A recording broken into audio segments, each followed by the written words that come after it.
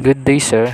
So, ito po yung presentation ko para po sa midterm examination na sa ating subject na programming language.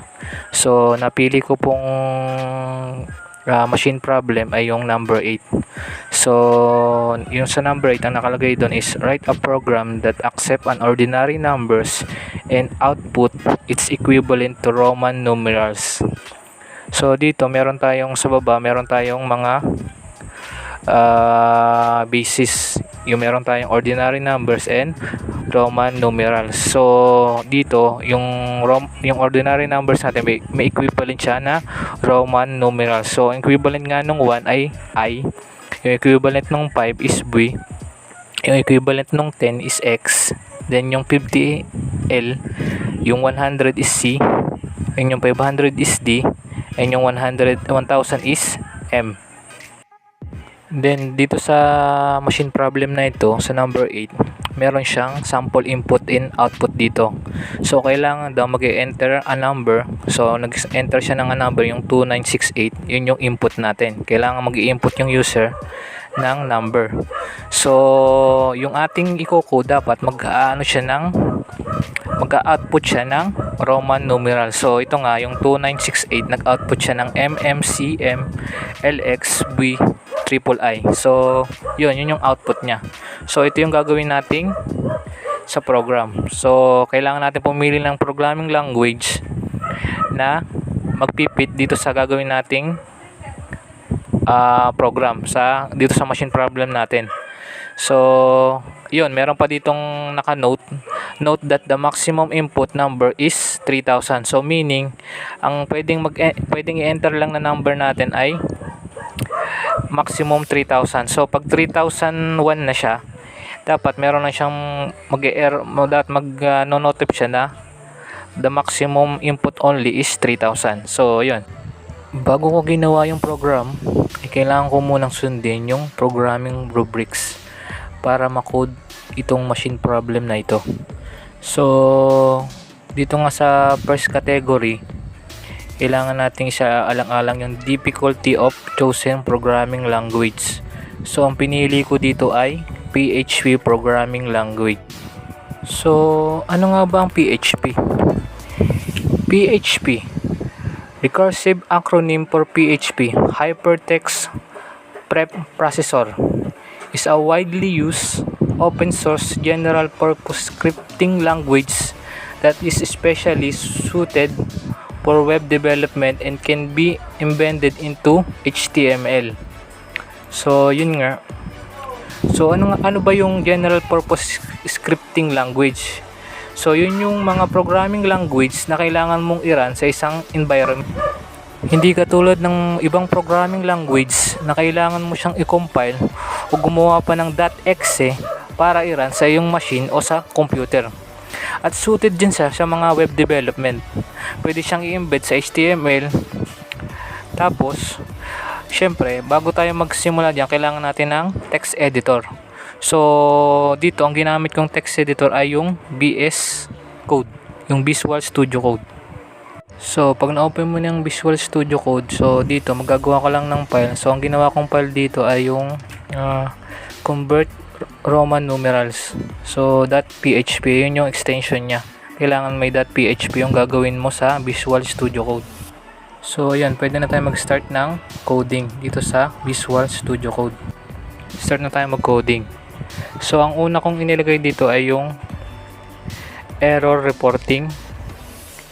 So, itong error reporting na ito napakahalaga nito kasi dito, ito yung magbibigay sa'yo ng warning or para maayos mo yung error. Yung sunod naman dito ay yung dito gagawa naman tayo ng function. So, ang ginawa kong function dito ay chroman. So, dito meron siyang parameter na number na may $sign kasi mag-aano ka dito ng variable ay kailangan may $sign. So ayun. So yung next ko namang ginawa dito ay yung gumawa ko ng array. So gumawa ko ng 4 na variables. Di ba meron tayong ones, tens, tsaka 100 and 1000. So yun yung ginawa kong variable. isa-isa. So sa ones, ginawa ko siya ng array din na meron siyang 1 to 9, then may equivalent siya ng mga Roman numbers. Katulad din dun sa tens, tsaka dun sa hundreds. So ito yung magsisilbing return value kapag kinonvert na natin yung number sa Roman numerals. So ayan. So ang next naman, para ma-convert natin yung number sa tigi-tigisa, sa ones, sa tens, sa hundreds, para makuha yung value ng Roman numerals. So kailangan nating kuhanin yung modulo ng numbers. So paano ba kukuhanin yon? So naggawa ako ng apat na variable. So sa apat na variable, mas kukuhanin nila yung mga modulo ng numbers. Depende sa ones, tens, hundreds, and thousand. So yun, ones is equals to number modulo 10, tapos 10 tens naman numbers minus ones minus then parenthesis modulo 100.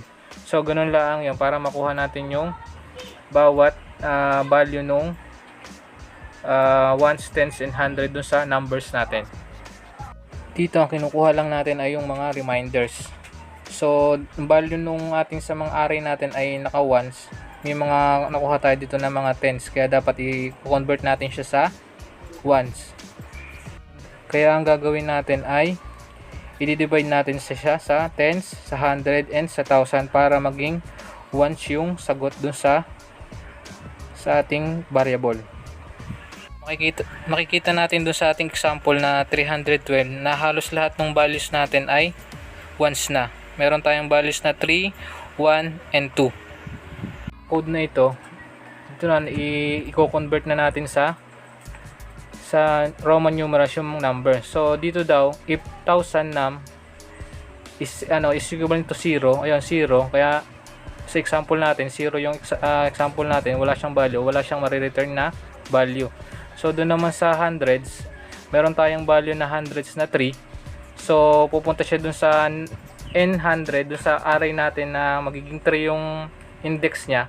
So kukuhanin niyo yung 3 na index dun sa ang equivalent niya ay yung triple CC. So doon naman sa tens num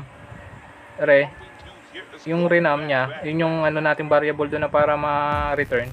Tapos yung tens magiging 1 ang value. So ang value ng 1 doon sa array natin is x. So ganun din sa ones. So ayun, ganun din, ang value natin ay 2. So meaning nun ay double I ang kanyang value dun sa array natin.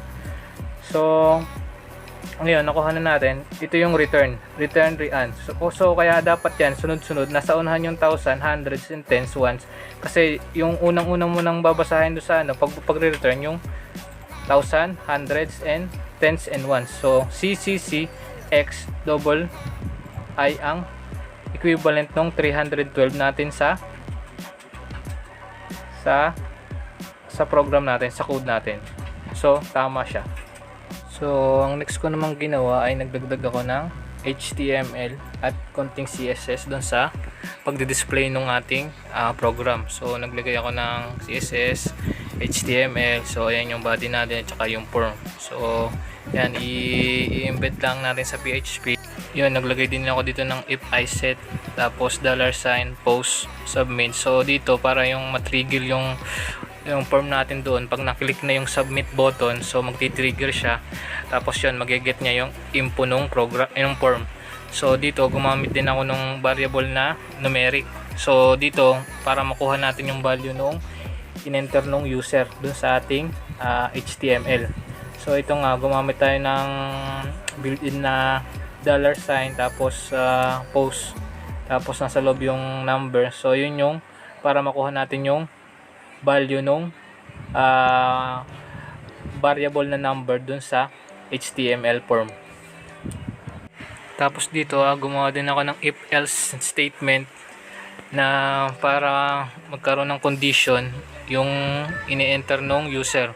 So dun nga sa ating machine problem na kailangan 3,000 lang yung maximum. So naglagay tayo din ng numeric is more greater than 3,000, mag-ano siya mag-e-echo siya ng the maximum number is 3,000. Kapag naman less than 0, ganun din. So dito pag hindi niya nakuha yung condition, else mag-output tayo nung tamang output nung hinihingi na numerical, yung numbers mako-convert na sa Roman numerals.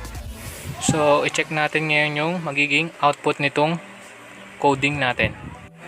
So doon sa output natin, ang kailangan natin i-check ay yung 312 kung tama yung magiging output niya. So check natin yung 312. Then convert now. So ayun, yun yung labas, CCC X double I. So tama siya.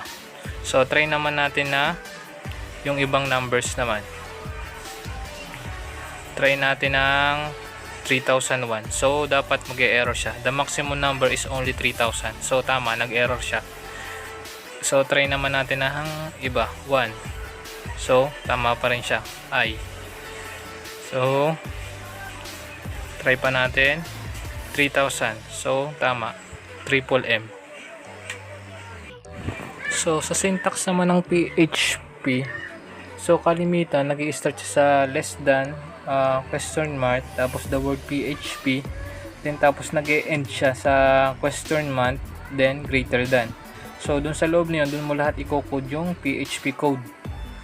So dito halos sa syntax niya, halos napaka-sensitive lang siya sa semicolon. So pag may nakalimutan kang semicolon, parang sa C++ din at saka sa C#, halos napakahalaga ng semicolon. So sa variable naman, sa syntax ng variable niya, halos parang napakadali sa PHP. Hindi katulad sa C++ na kailangan mo pang mag-declare ng data types katulad ng integer, string, boolean, character. So dito hindi na kailangan, mag-declare ka lang ng variable, then itama mo yung syntax para sa mga kailangang string o ano man siya, character o integers, okay na siya. Pero case sensitive lang siya dun sa mga i-declare mong variable kapag dun sa mga small and capital letters. So kung ano yung dapat yung i-declare mong variable, dapat same.